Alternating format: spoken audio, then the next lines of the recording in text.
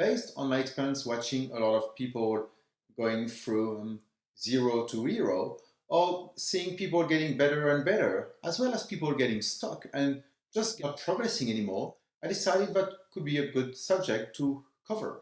I see a lot more questions around this on Twitter as well, so maybe it's time to do a talk.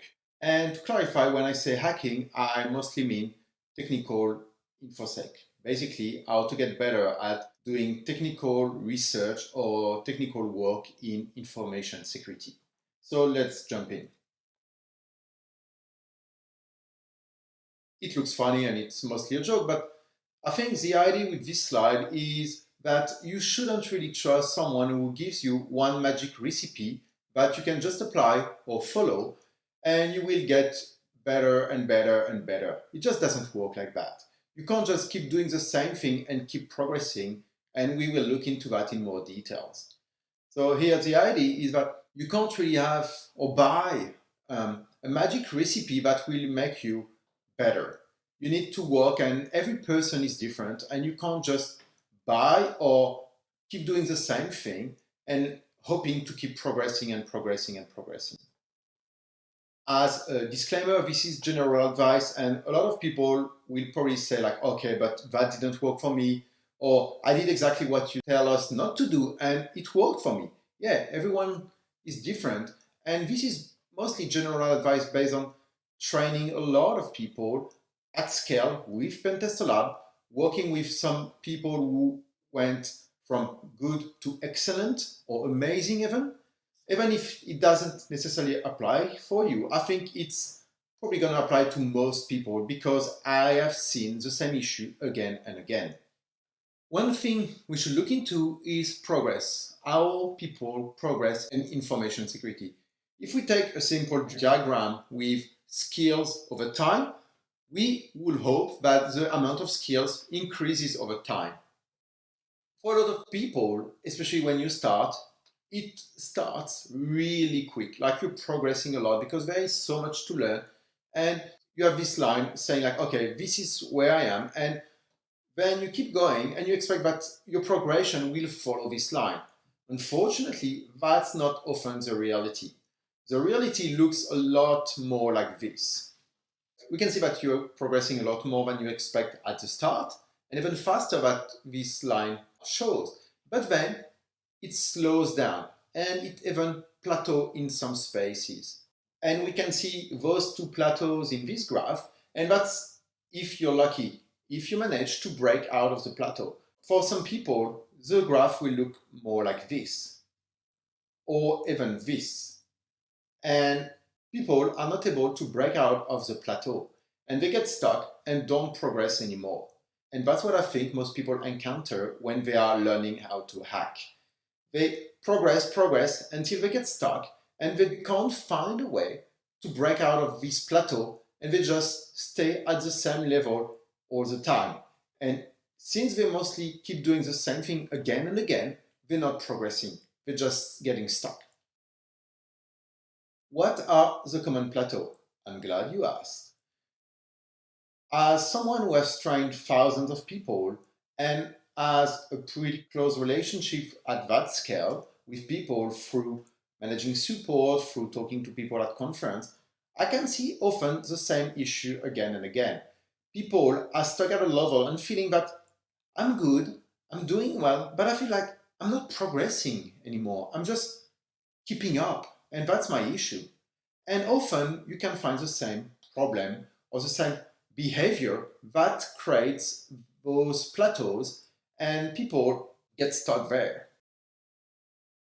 One of the most common plateau is that people, and especially for really early beginner, is that they like being a hacker, but they don't like hacking. They don't necessarily put the work, they just like the idea of just having a hoodie, go to conference, party, see shells popping and things like that. They don't want to put the work. And like they have the dream, but not the drive. They just decide that they want to be in InfoSec, but unfortunately, if you want to be in InfoSec, you need to put the work. You can't just watch the movie Hacker 3 times and call yourself a hacker. You have to put the work to get there. No one just starts in InfoSec and become amazing overnight. It's a lot of work. Make sure you just don't like being a hacker or looking like a hacker. You actually enjoy the work. You actually enjoy doing the research, looking for bugs, finding new bugs, reading about bugs, and all these things. Because you may like being a hacker or being called a hacker, but you may not like hacking. So make sure you do. It's like when you talk to a rock star. They don't like being a rock star. They mostly like playing music again and again and repeating the same song again and again. It doesn't bother them to do the boring work. And after a while, by doing this boring work, they get really good and they become rock star. They don't like being a rock star. They like playing music. And that's the same thing for hacking. Another one is people who do not study. And it's pretty common, and especially as you get a bit better, that people stop studying and just do the work. They got a job as a pen tester or as an AppSec person, and they just don't spend enough time studying. It's good to look at new things, read RFC, read bug report, looking at slides from conferences, and all these things. You can try to do that on your work time. You can try to carve some times out of a job or something like that. But it's really important that you find time to study, to learn new things. Because InfoSec is moving at a really high speed. And if you don't study from time to time, and it doesn't have to be a lot, it does have to be quality study, but it doesn't have to be a lot. But if you don't do it, you're probably going to get stuck after a while and again hit one plateau and not being able to move. Another one is people who keep studying the same thing again and again. And they don't increase the difficulty in their study. They always do the same thing. They always do easy challenges at CTF, and they never challenge themselves. And after a while, the problem is that you stay on the plateau and you don't progress because you need to challenge yourself if you want to get better. And unfortunately, sometimes you need to fail to progress because you need to look at harder things, things you don't understand, things that you spend few days to get right because it's just so much over your head. And you need to increase difficulty over time. If you keep doing easy challenges at CTF or popping easy boxes, you're not going to learn. And that's something you need to do during your study is cranking up the bar higher and higher to make sure from time to time you fail. You just don't get it, you don't understand, and you need to get back to it because then you're going to learn so much more once you get it, and it takes time.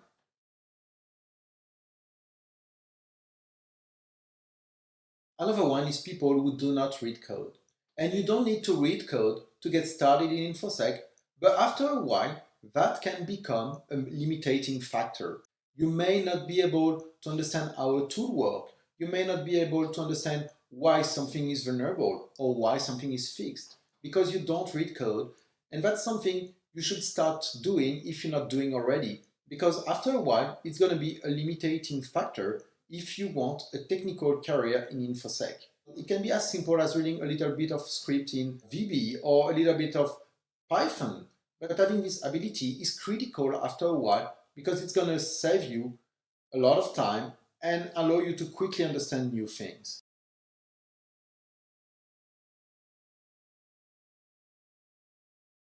Since we talked about reading code, the same thing applies to writing code.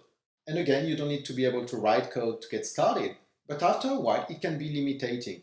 If you cannot write simple code to automate a task, if you cannot write simple code to test something, where you need just a little bit of automation. I'm not talking about writing a full application. I'm just talking about 50 lines of Ruby or Python or whatever you like. If you're not able to do that in one language, I'm not talking about doing that in 20 languages, that may be limiting after a while. Some people will manage okay without it, but sometimes that's the reason people stop progressing. They just avoid writing code and they can't find some kind of bugs because they don't have this knowledge on how to write code and how to automate things.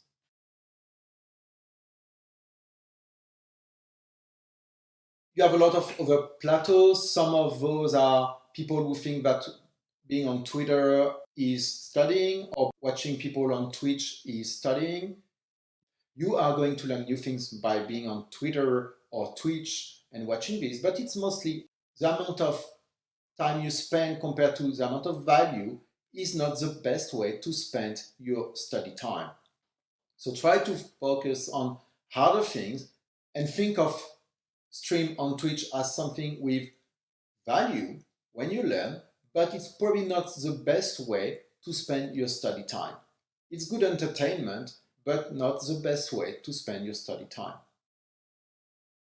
Another one is having bad role model. If you're a beginner and you look up to people who are not necessarily doing high quality research or being more noise than value, you may not learn the right thing, or people who just have bad habits around their research and things like that and get lucky, you may not see how you can progress or what's the best way to progress. So try to find people who are doing amazing research and look up to them instead of looking up to people who do a lot of noise with very low quality research. Some people get stuck because they don't learn a bit of reversing or a bit of crypto. Again, not necessary, but sometimes good bugs are just at the frontier between crypto and web, or reversing and crypto, or reversing and web. And having this little knowledge in crypto and reversing may allow you to get further. And I'm not talking about becoming a full-time reverser or becoming a cryptographer. I'm just talking about knowing enough to be dangerous, knowing enough crypto to know what is a good construction, or knowing enough reversing to be able to reverse really simple things and extract information from a binary. Finally, one of the really common things is people who never go deep on a subject. They just prefer looking at a lot of subjects instead of going deep and learn a lot of things. It often pays off to, instead of looking at a lot of new things all the time, to try to go deep on one or two subjects and stuck with them for a longer time. Now let's look at a few easy tricks to break those plateaus. Those little stars in that graph, how can we constantly reproduce them? Let's bring some ideas of how we can do that and what little things you can do to break those plateaus. The first one, as we just talked about, is going a bit deeper on a subject. And usually it's not that much. It's like you finish a job, you finish looking at a project, you finish something, and you think that there is no more bugs or you can't find any more bugs. And so you just stop. At that point, at that particular point, you just decide to spend a few more hours, a few more days, a few more weeks, and see how it goes. And see if you can find more things. And a lot of people give up at the exact same time. And by going deeper and by going a bit further than everyone else, it's likely that you're going to find bugs or things that other people missed. So it often pays off to try, when you feel that you're not progressing anymore, to spend a little bit more time and see how it goes. And often that's a way to get unlocked, to get out of one of those plateaus. Another one is simple as well, reproducing research from conference. You watch a conference, you watch a talk that you really like, you just pick that talk and you reproduce research at home. You create the same lab environment, you do the same research, you try to reproduce everything the speaker did during their talk, and you see how far you can get. And that can really help you learn new things, because passively watching a talk teach you a lot less than trying to actively reproduce some research. Another one is looking at CVE. I do that on a weekly basis. You take a CVE, you export the diff or the patch to see what the vulnerable code looks like, what the patch looks like, and see if you can reproduce the bug, if you can create an exploit, if you can improve the existing exploit, and even if the patch is correct or not. Can you find something the patch didn't cover? And that's not an exercise that takes a lot of time, but that can really, really help you get to the next level.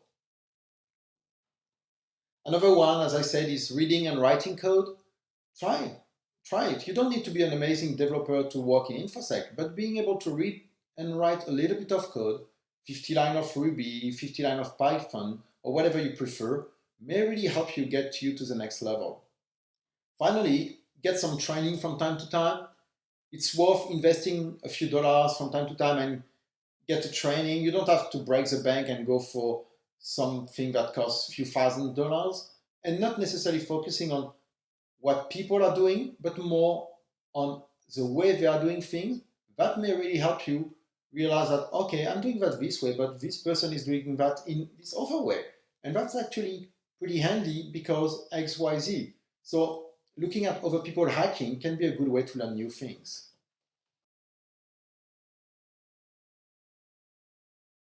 Now let's look at a few personas. Those are persona I have been for most of them, and you may identify yourself in a few of them, and I think that's always interesting.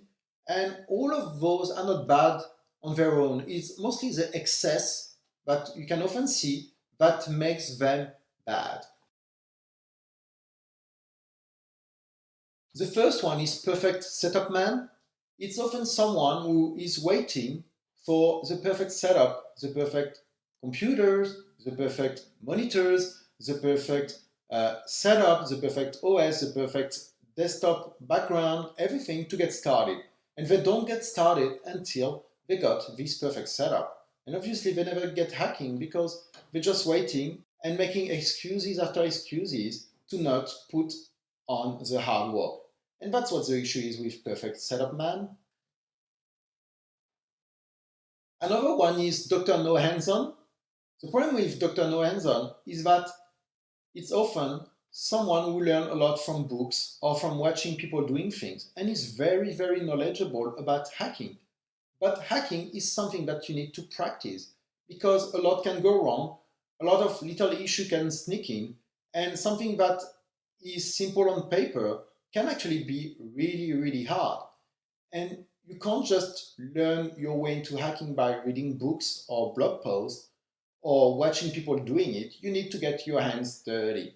So it's important to not be Dr. No Hands On and make sure that you regularly practice. You just not read book or read blog posts. You actually do the thing.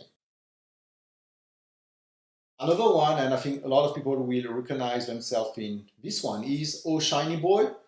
So basically, instead of sticking to a target, instead of sticking to an area of research, instead of doing the same thing for a long amount of time, oh shiny boy, keep changing target, keep changing research, keep changing everything, because diving for a long time on something is hard. So oh shiny boy prefers to move to something easier and keep moving and moving and moving. But after a while, that gets limiting because you need to make things more difficult. You need to fail from time to time to progress. And Shiny Boy doesn't want to fail.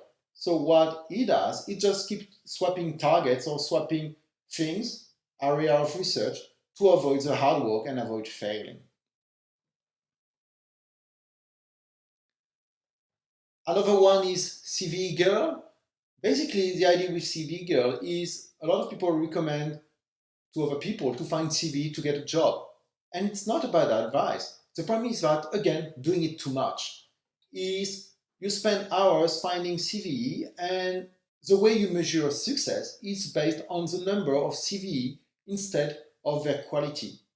And after a while, instead of looking for complex bugs or bugs in complex target or hard target, you just keep looking for easy bug in easy targets because your goal again is to get a high number of CV, not good quality CV. So it's a really good idea to find CV, but just make sure that you're looking for bugs that are good instead of looking for a lot of bugs.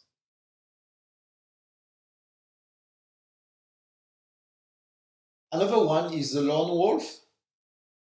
When you're learning to hack, and especially early on when you're a beginner, it's really important to work with other people, to compare what you're doing with what they are doing, to bounce ideas with other people. Because it's a lot harder to learn things on your own. And Lone Wolf doesn't do that. Like hacking is mostly something you do on your own, but you need to communicate with other people, bounce ideas, talk about things to get better. Because otherwise you're going to get stuck and someone may just have the right idea or tell you something that may be stupid, but gives you the right idea. And that's going to help you. So make sure, like, especially when you're starting, that you work with other people. Another one is manager boy. Nothing bad about being a manager, but you need to understand that if you want to be really technical, it's really hard to be really technical and keep progressing and being a good manager. Some people obviously can do it, but for most people, it's really hard to be good at both things. And it's most likely going to slow down your progression in technical security. And again, that's maybe something you're happy with because that's the path you want to follow, but you just need to be aware of it. Looking at managing people may slow down your progression. Not a bad thing, but you need to be aware of it. Another one is certification boy. I picked Batman for this one because his superpower is to have a lot of money. Certification are not necessarily a bad thing if you have a few and you use them to challenge yourself. The problem is that some people are only doing those. They finish one certification and they just start the next one after that. And look at it as someone who wants to be one of the best singers and they just do karaoke. You can be the world champion in karaoke, but you won't be the best singer because you're just rehashing someone else's song. And after a while, you need to do your own thing.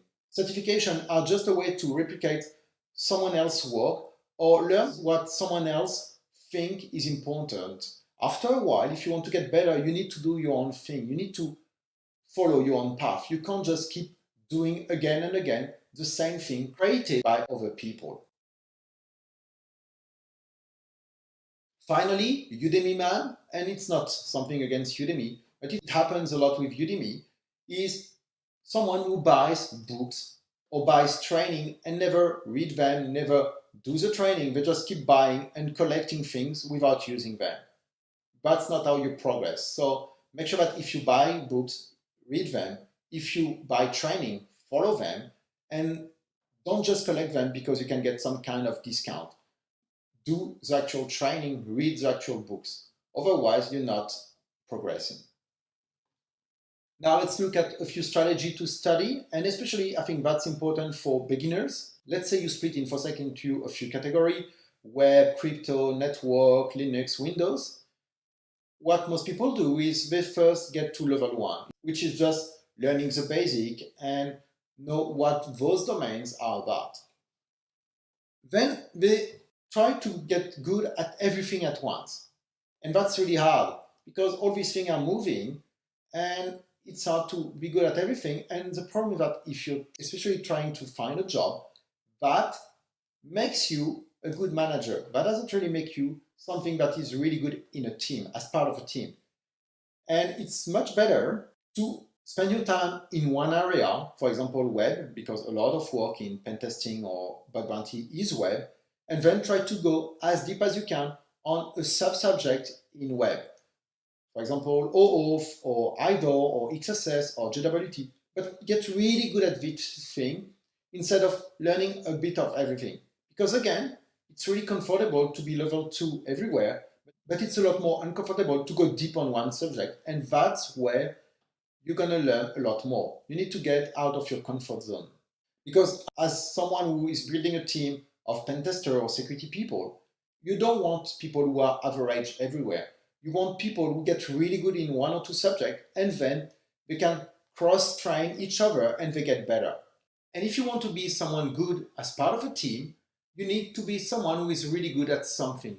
If you have a team of people who are average at everything, they are not going to progress together. So that's why it's so important to try to go deep, to be very valuable very early when you join a team instead of being average at everything. Because in the team you're going to join, most people are already going to be average at a lot of things and hopefully really good at a few things. So you're going to bring something to the table if you're really good at one thing, especially if no one else is in the team. To conclude, make sure that you know how you measure success, because that's one of the issues we saw with a lot of those personas is CV girls wants many CVs, certification boy want a lot of certification. And the issue is that if that's the way you are measuring success, you're going to hack this matrix. and you're going to find the easiest way to be successful. So instead of having good CV, you're going to try to find as many CV as you can. Instead of having the best certification, you're going to try to have as many certification as you can. Because again, that's comfortable and it's easy to do. And I think the issue is that you need to do your own thing instead of following the path that someone else is drawing for you. And that's one of the issues you may have with certification. So hopefully you found this talk helpful. Thanks for your time and happy hacking.